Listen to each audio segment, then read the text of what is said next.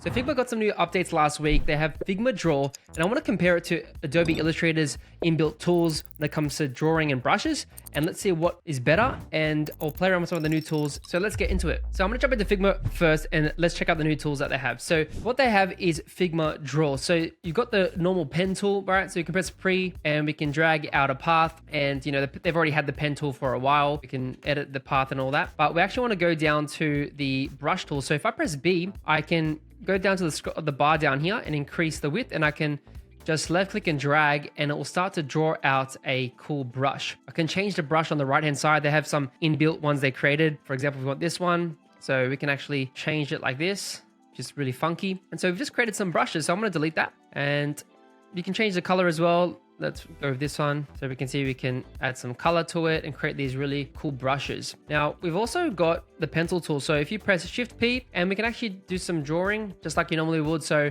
you know, we can do an illustration if we want. Maybe you want to do like a burger or something. I don't know. So we can do some normal drawing. You can increase the size, and we can just get rid of that.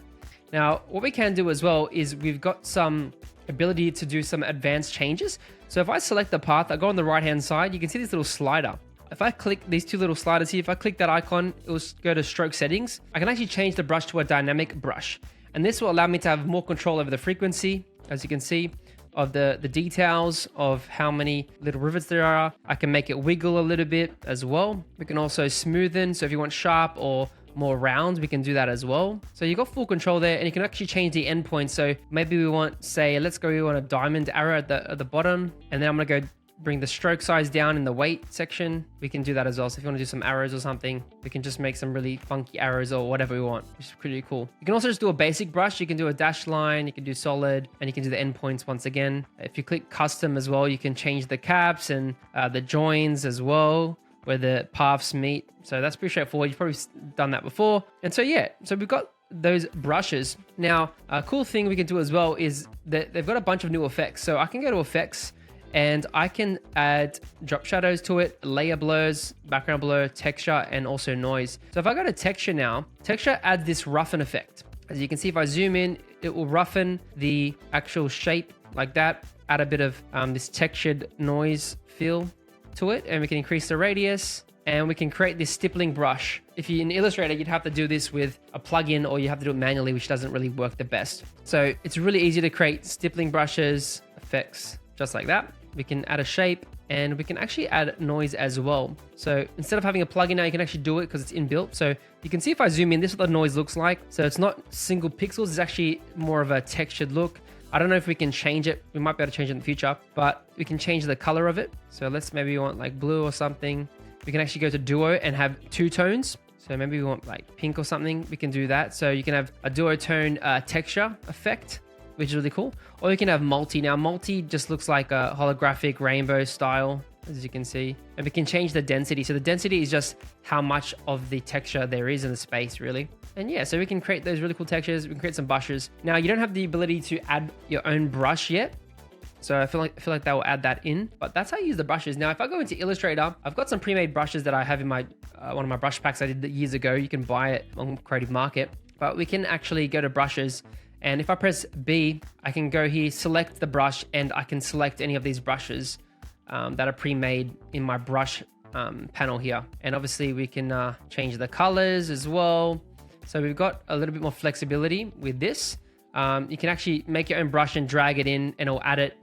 You can create art brushes, scatter brushes, and pattern brushes. We can also put brushes inside a mask, which is cool as well. So in Illustrator, yeah, so we can do that. It's really cool. We can add the higher stroke to it. You can also do the endpoints as well. If I go to stroke, show more options, you've got the arrowheads, which you can do in Illustrator. So you can see the arrows on the edges. You can't really see on this brush, as you can see. So it's pretty flexible. Now we also got the width tool, which Figma will be releasing. It's actually on the page, the updates, where you can add the width. You can make it really small.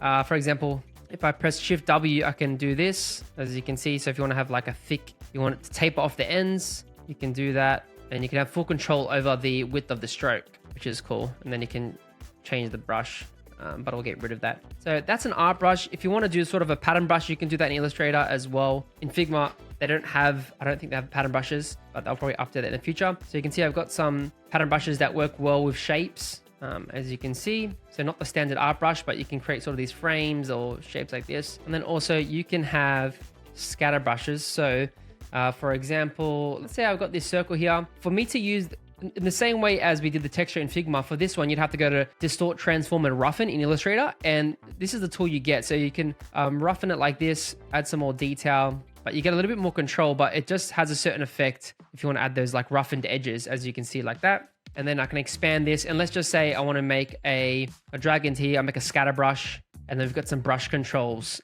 So we can fully have control over this. You can change the size and all that, etc. Press OK. Now if let's go make a path. So this is the path, and I'm going to click on the scatter brush, and you can see what it does. Now I'm going to double click it just so I can pull it back. I'll click preview. So if you want to have like splatters everywhere, something like that, and it'll apply it. So yeah, so it'll look like something like this, and we can manipulate the path and etc. So yeah, it's a little bit different in Illustrator. If we wanted to add noise, you'd have to do this a different way. So let's just say I got this green square. I'd have to go to Effect, and we want to go down to Texture, and we can click on Grain. Now, because it's a Photoshop effect and it's connected to Illustrator, it's obviously a raster effect. It's not a vector. It is a little bit slow when doing these effects. So Figma is a lot faster because it's based on the web, whereas Illustrator is like using old code and it's desktop based or whatever. But you can see I've got the intensity, and then we've got contrast, as you can see. I like how we've got different grain types though. We've got soft, you got sprinkles. So there's a little bit more options they have compared to Figma. You can create sort of this matrix code. But for example, let's just go soft. I'll put the intensity up, press OK, and I'll add that noise texture to the square. And so now we've got noise just like that, which is pretty cool. So yeah, you've got some other ones. You've got pixelate, like you can do a halftone as well. So for example, if you want to do a halftone, you could do that. So if you zoom in, you can see there's a halftone. So it's an old school screen printing effect. So that's how you do that. So Figma's a little bit faster with the texture stuff, but with brushes, Illustrator's got a bit more control. But I feel like Figma will update and get better as well. So yeah, let me know which one you think is better. A lot of you probably use both Figma and Illustrator. Maybe some of you just use Illustrator, I don't know. But the tools are getting better, and it's good to just use the tool for the specific job that we need, right? So anyway, hope this video was useful. If you want to see more tutorials about Illustrator or Figma, let me know in the comments, and like this video, it really helps me out. I've got some other videos right here showing you how to create logos. If you want to watch that, check it out.